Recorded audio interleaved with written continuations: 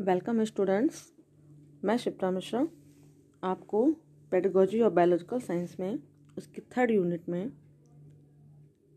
Teaching methods पर अपना lecture प्रस्तुत करूंगी। सबसे पहले बात करते हैं शिक्षण विधियों का अर्थ, मीनिंग ऑफ मेथड्स। आप जैसा कि जानते हैं, साइंस में हम हमेशा यही जानने की कोशिश करते हैं क्या, क्यों, कैसे। अब हम क्या, क्यों, कैसे में इस बात पर फोकस करेंगे कि प्रभावशाली ढंग से विज्ञान विषय को कैसे पढ़ा जाए। हाउ टू टीच साइंस, बच्चे को कैसे पढ़ाना है, क्या तरीका होना चाहिए, किस मेथड से उसको पढ़ाया जाए। It means the method of delivering and transmitting scientific knowledge and skill by teacher to his peoples. अगर इसको और डिटेल में समझें तो एक ये डेफिनेशन है बाइनिंग एंड बाइनिंग की।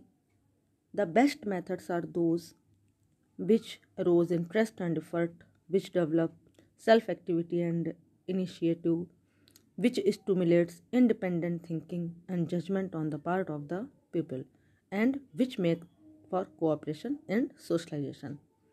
यानी अच्छी विधियाँ वे हैं जो क्या क्रिएट करती हैं, इंटरेस्ट और एफर्ट्स के लिए प्रेरित करती हैं, जो कि सेल्फ एक्टिविटी को भी विकसित करती हैं, जो स्टूडेंट्स में एक डिसीजन लेने की क्षमता पैदा करती हैं और कहीं ना कहीं सोशलाइजेशन को भी इम्पोर्टेंस देती हैं।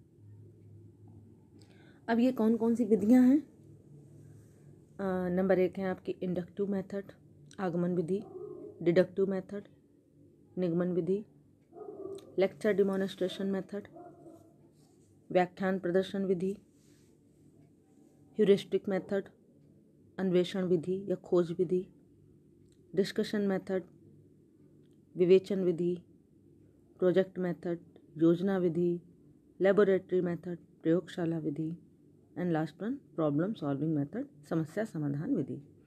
ये आपकी बहुत सारी मेथड्स हैं जो कि हम यूज़ करते हैं।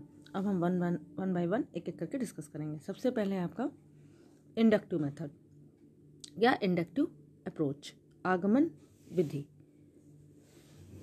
आगमन विधि जो है वो एक तरह से उदाहरण से, एग्जाम्पल से, माध्यम से नियम या सूत्र, फॉर्मूला पर पहुंचने की प्रक्रिया है। यानी इस विधि के द्वारा शिक्षण करते समय शिक्षक क्या करते हैं, बालकों के सम्मुख कुछ उदाहरण प्रस्तुत करते हैं और उन उदाहरणों की सहायता से फिर किसी नियम का या किसी फॉर्मूला का या किसी प्रिंसिपल्स का हम प्रतिपादन करते हैं। एक परिभाषा है यंग की कि इस विधि में बालक विभिन्न स्थूल तथ्यों के आधार पर अपनी मानसिक शक्ति का प्रयोग करते हुए स्वयं किसी विशेष सिद्धांत, नियम या सूत्र पर पहुंचता है। Inductive method is a method of teaching based on the presentation to the learner of a sufficient number of specific examples to enable him to arrive at a definite rule, principle or fact। अब इसकी कौन कौन सी steps हैं इसकी बात करते हैं। सबसे पहला स्टेप है एग्जाम्पल। इसमें क्या होता है, उदाहरण। यानी कि किसी भी टॉपिक को जो भी हम पढ़ाने जा रहे हैं, जो भी हम अपना प्रकरण ले रहे हैं, टॉपिक ले रहे हैं, तो उसमें उससे रिलेटेड बहुत सारे एग्जाम्पल्स दिए जाते हैं। सेकंड है ऑब्जर्वेशन। अब शिक्षक जो है वो छात्रों को उनका निरीक्षण करने को बोलता है। एनालिसिस में क्या करते हैं हम, जो भी छात्र उदाहरणों को प्रस्तुत किया गया है तो उसका ऑब्जर्वेशन करने के बाद उनका विश्लेषण करते हैं। क्लासिफिकेशन में क्या है कि उसी विश्लेषण के आधार पर शिक्षक की सहायता से स्टूडेंट जो हैं उन एग्जाम्पल्स को अच्छी तरह से क्लासिफिकेशन करने के बाद एक कोई भी जनरल सा एक नियम या जनरल से प्रिंसिपल पर वो पहुंचते हैं। और जनरलाइजेशन का मतलब होता है कि छात्र जो भी परिणाम की तरफ पहुँचे हैं, जिस नियम की तरफ पहुँचे हैं, जिस प्रिंसिपल की तरफ पहुँचे हैं वो फिर उसको निकालने की कोशिश करते हैं।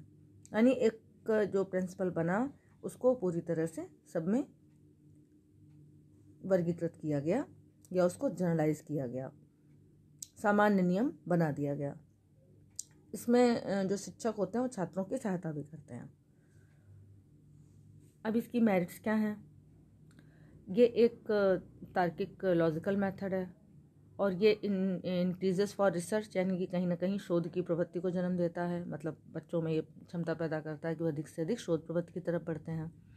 ये छोटी क्लासेस के लिए बहुत इम्पॉर्टेंट है और इस मेथड से मैथमेटिकल्स जितने फार्मूला हैं, प्रिंसिपल हैं, उनको आसानी से समझा जा सकता है। छात्रों में कहीं ना कहीं उनके मस्तिष्क को विकसित करते हैं, उनकी मैथमेटिक्स की लर्न करने की पावर बढ़ती है और ये एग्जैक्टली ऑब्जर्वेशन, थिंकिंग और एक्सपेरिमेंट को बढ़ावा देता है। यानी कि इसके द्वारा जो ज्ञान भी होता है वो भी स्थायी होता है और बच्चों के अंदर इसमें ऑब्जर्वेशन की पावर, तर्क करने की पावर, उसको ज्ञानार्जन की पावर, ये सब चीज़ें इससे बढ़ती हैं। डीमेरिट्स क्या हैं?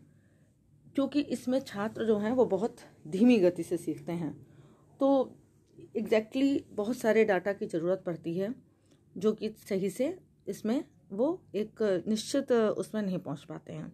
और जो भी नियम, सिद्धांत या परिभाषा में भी कोई ना कोई गलती की संभावना भी बनी रहती है और इसमें टीचर का भी बहुत सारा टाइम चला जाता है।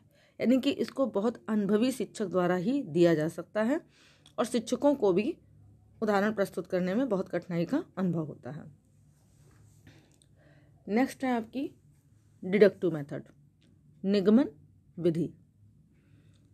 Deductive method is a method of teaching, study और arguments which process from general or universally applicable principles to particular application of these principles and show the validity of the conclusion। जैसे कि आपने अभी आगमन विधि में देखा कि उदाहरण से हम नियम की तरफ जा रहे थे।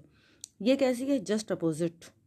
ठीक है, इसमें हम पहले से ही कोई नियम बना हुआ है, सिद्धांत बना हुआ है और उससे जनरल की तरफ जा रहे हैं। मीन्स उसमें हम कहीं ना कहीं विशिष्ट से सामान्य की ओर चल रहे थे और इसमें हम सामान्य से विशिष्ट की ओर चलते हैं। इस विधि में देखा जाए तो कंपैरिजन भी है, ऑब्जर्वेशन भी है और सामान्य से विशिष्ट की ओर चलने में और स्थूल से सूक्ष्म की ओर चलने की कोशिश करते हैं।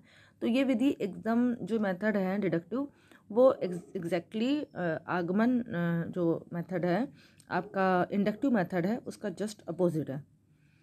अब इसके कौन कौन से प्रोसेस हैं, कौन कौन से स्टेप्स हैं? Rules, explanation, observation, classification, generalisation. यानी कि सबसे पहले हम किसी जो शिक्षक होता है वो छात्र के सामने कोई प्रिंसिपल या किसी सिद्धांत को बताएगा, फिर उस सिद्धांत की परिभाषा को स्पष्ट करने की कोशिश करेगा। ऑब्जर्वेशन में क्या होता है कि शिक्षक जो है जो भी परिभाषा दी है, जो भी नियम उसने दिया हुआ है, उससे मिलता जुलता कोई एग्जाम्पल उसको देगा और फिर छात्र जो है उसी परिभाषा और जो नियम दिया है अध्यापक ने, उससे संबंधित उदाहरणों का निरीक्षण करेगा और शिक्षक की सहायता से उन तथ्यों का वर्गीकरण करेगा। परीक्षण में क्या है कि फिर वो छात्र जो भी क्लासिफाइड फैक्ट्स हैं उनसे उस सिद्धांत की या नियम की क्या करते हैं? जांच करते हैं। ओके, अब इसके निगमन विधि के क्या गुण हैं, क्या इसके मेरिट्स हैं? सबसे पहली बात तो ये है कि ये जो आपकी इंडक्टिव मेथड है उसकी कॉम्प्लीमेंट्री है। ये हायर क्लासेस के लिए तो बहुत अच्छी है लेकिन लोअर क्लासेस के लिए ये उचित नहीं है। दूसरा क्या है कि ये समय की दृष्टि से भी काफ़ी मितव्ययी है। इसमें शिक्षक का थोड़ा सा कार्यभार आसान हो जाता है और इसमें क्या है कि students are not required to analyse the universal principle, so this method is quite time saving. कहीं ना कहीं ये समय की दृष्टि से भी मितव्ययी है। ठीक है, और इसमें जो छात्र होते हैं वो नियम, सिद्धांत या परिभाषा जो भी है उसको जानने के बाद थोड़े ही एग्जाम्पल से उसकी सत्यता को सरलता से समझ लेते हैं। Through this method teacher can cover the lengthy syllabus of the class in the shortest period of the time. Teachers find themselves in a comfortable and secure position as they have fewer burden. इस प्रकार से आपने देखा इसकी जो merits थी। अब demerits की बात करें, through this method it becomes difficult for the teachers to develop scientific attitude among the students, as in this method is students do not get any opportunity to play active role in learning process. Thus some experts consider it is a unpsychologically in nature. Means इसमें कहीं ना कहीं चूँकि हम सामान्य से विशिष्ट की ओर चल रहे हैं तो ये अनसाइकोलॉजिकल है, और इसमें क्या है, छात्रों को कहीं ना कहीं रटने की आदत पड़ जाती है, क्योंकि जो भी नियम या प्रिंसिपल से जो भी बने हुए हैं उनसे हम किसी उदाहरण की तरफ पहुंच रहे होते हैं, तो इसमें तर्क शक्ति का कोई बहुत यूज़ नहीं करते हैं।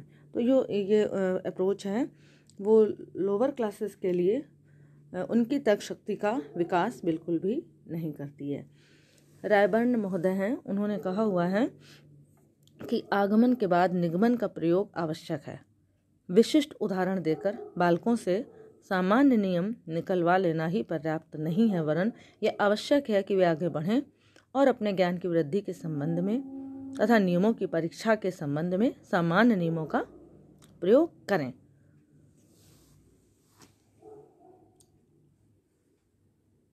Thank you.